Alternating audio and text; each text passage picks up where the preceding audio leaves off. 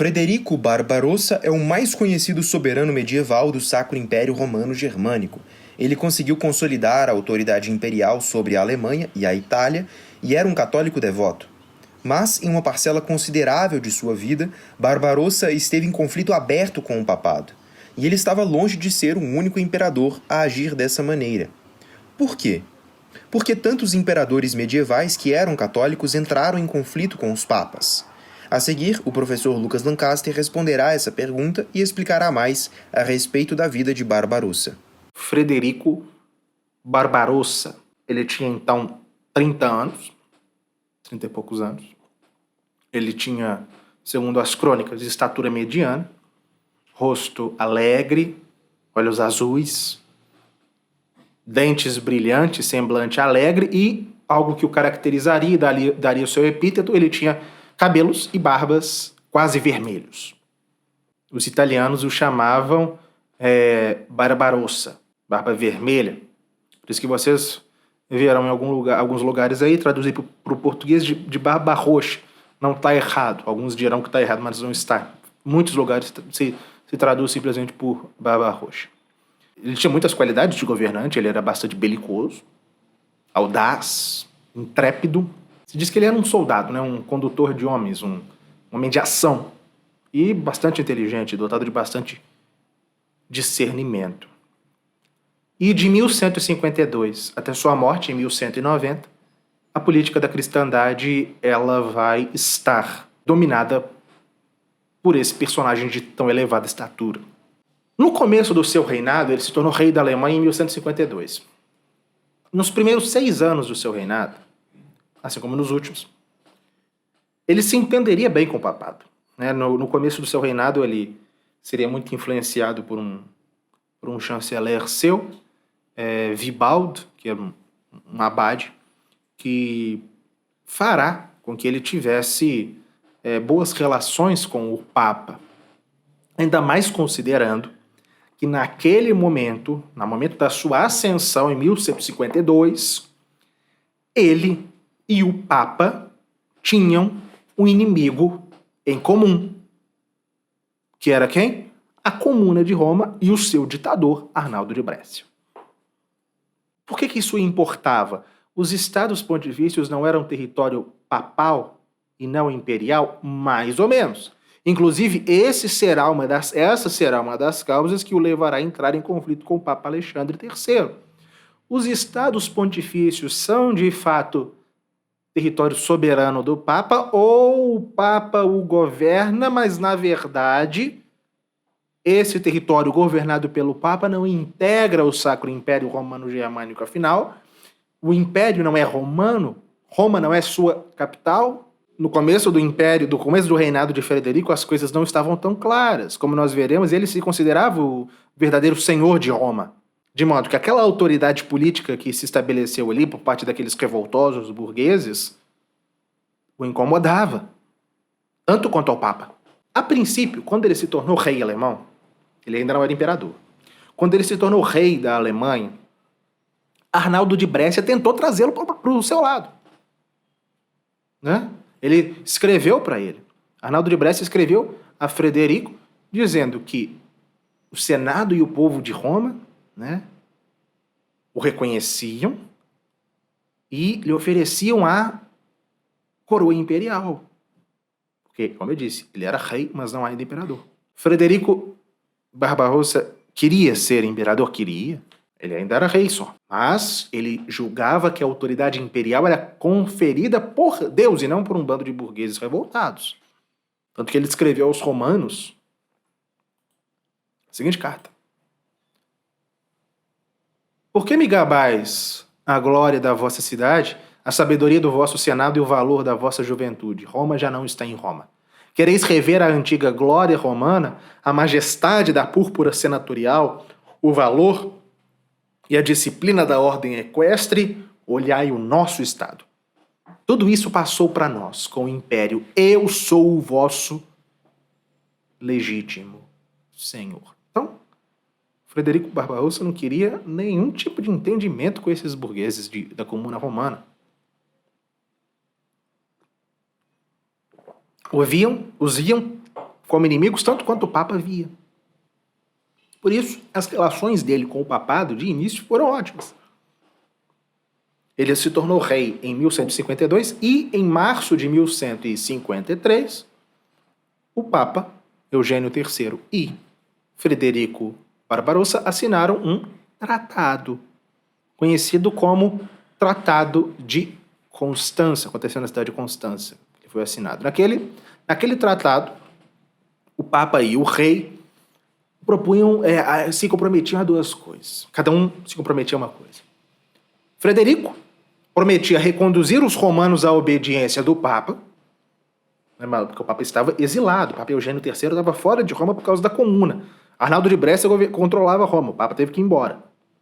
Então, Frederico prometia reconduzir os romanos à obediência do Papa, colocando fim à República, defender e proteger a honra do Papa e os privilégios de São Pedro, segundo o seu patrimônio, o patrimônio de São Pedro, bem como prestar a sua assistência para a reconquista e a tutela dos bens perdidos. E o Papa prometia a Frederico a coroa imperial na sua primeira vinda a Roma e, ao mesmo tempo, empenhava-se em apoiá-lo para a manutenção e acrescimento da honra do império.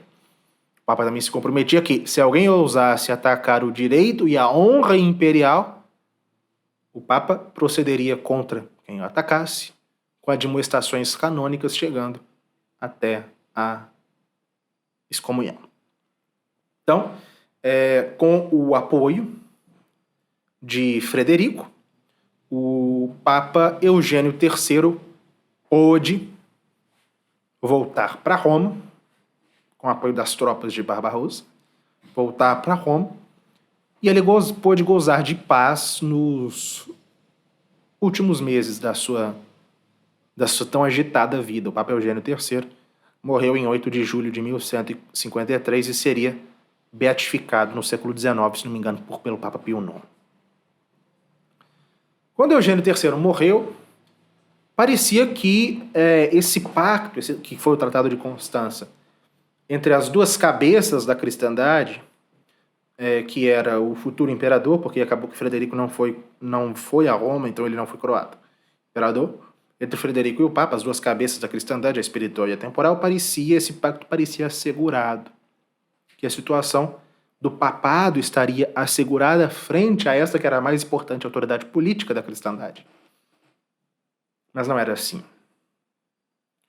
E após a morte dele, pontificado do seu segundo sucessor, estouraria um grande conflito entre o Papa e Frederico Barbarossa. Por quê? Quando nós consideramos essas coisas, quando a gente imagina um governante que entra em conflito com o Papa, nós corremos o risco de fazer uma generalização, de julgar que todos são os Henrique VIII, governantes assim, que estão simplesmente preocupados com a sua própria ambição, ou até como um Frederico II, neto de Barbarossa, que não tinha fé. E na maior parte dos casos não é assim. Pelo menos quando a gente observa a cristandade, esses reis e imperadores que entraram em conflito com o Papa não eram homens sem fé. Particularmente o caso de Frederico Barbarossa, ele não era sem fé. Era um homem cristão, devoto, profundamente cristão. Católico praticante, caridoso. Nunca a sua fé foi posta em dúvida. Mesmo nos momentos de pior conflito com a Santa Sé, a sua fé foi posta em dúvida. Nunca. Então por que este homem, que eu estou dizendo que tinha fé, que não era um inimigo da Igreja Católica, por que esse homem vai entrar em choque com o papado? Olha, uma outra coisa, nós, enquanto católicos, temos sempre a tendência de, quando nós vemos os conflitos dos papas e das autoridades eclesiásticas com autoridades políticas ao longo da história, ao longo dos séculos, nós sempre emitimos um juízo favorável ao papado. sendo que os papas eles não são infalíveis na política e, frequentemente, eles podem tomar decisões políticas nada acertadas. Não que eu ache que esse seja o caso específico, não. Eu creio que Frederico Barbarossa estava errado na sua contenda com a igreja, mas isso não o coloca na posição de inimigo da Igreja Católica. Eu digo antes que o conflito entre o papado e Barbarossa foi antes um conflito dentro da própria igreja, entre duas visões de mundo que ainda existiam dentro da própria cristandade. Vocês entenderam? Vamos lá. São duas visões de mundo que vão se chocar a partir depois da morte de Eugênio III, entre o Papa e Barbarossa. A primeira visão de mundo era a visão do próprio Papa Eugênio III. Sob Eugênio III, que morreu, repito, em 1153, o papel proeminente do Papa enquanto chefe da cristandade, ele já estava definido, fortemente consolidado. Quando Batista Mondin, ele explica o seguinte: quando Eugênio III morreu, o guia efetivo de todo o povo cristão não é mais o imperador, mas o Papa. A ele obedeciam todos os fiéis, compreendidos os príncipes e os reis, não só em matéria de fé e costumes, ou seja, nas questões espirituais, mas também nas ocupações que pertenciam à área temporal. O próprio Eugênio III, num concílio que ele reuniu em Reims, em 1148, nas cartas que ele escreveu, convidando os bispos para esse concílio, ele justifica o poder de direção universal concedido ao papado, explicando que Cristo tinha concedido a Pedro o direito de governo terreno e do governo celeste, valendo-se das palavras da Sagrada Escritura relativas às duas espadas, né, a César o que é de César e a Deus o que é de Deus, para pôr uma distinção entre as relações do Estado e as da Igreja, concluindo que uma espada espiritual é da Igreja, é exercida pela Igreja, e a outra deve ser levada em favor da Igreja, ou seja, para a Igreja, pelas autoridades políticas, e há um sinal do Papa. Então, de um lado, nós temos essa visão. Do outro lado, nós temos Frederico Barbarossa, um homem que era obcecado por uma figura, Carlos Magno. A ele não satisfazia unificar algo que na prática ele fez, que não sobreviveria à morte dele, mas unificar sob seu cetro a Alemanha e o Reino da Itália. Para ele não bastava. O que ele visava, desde o início do seu reinado, era nada mais, era nada menos do que a restauração da autoridade imperial em todo o orbe, tal como se pretendeu no tempo de Carlos Magno. Se nós voltarmos às nossas aulas, lá no início do módulo 3, lá no século VIII, acho que deve ser a aula 79, 80, eu falei de como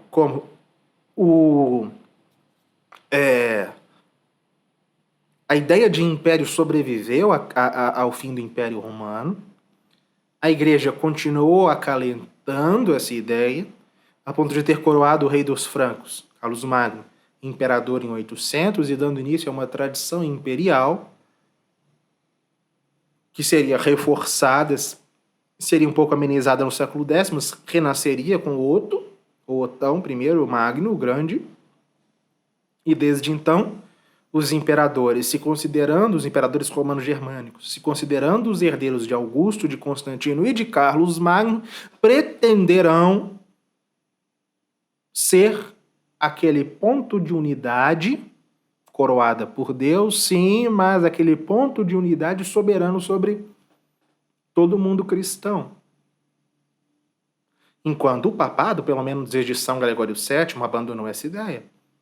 Deixa-se de pensar em império para se pensar em cristandade. Vários reinos, vários povos com o imperador ali também, enquanto primeiro entre iguais, mas uma pluralidade de autoridades políticas, todas elas submetidas à igreja, e não mais o imperador, que reina sobre todos os cristãos. Então, em resumo, essa é a razão de estourar o conflito na década de 1150.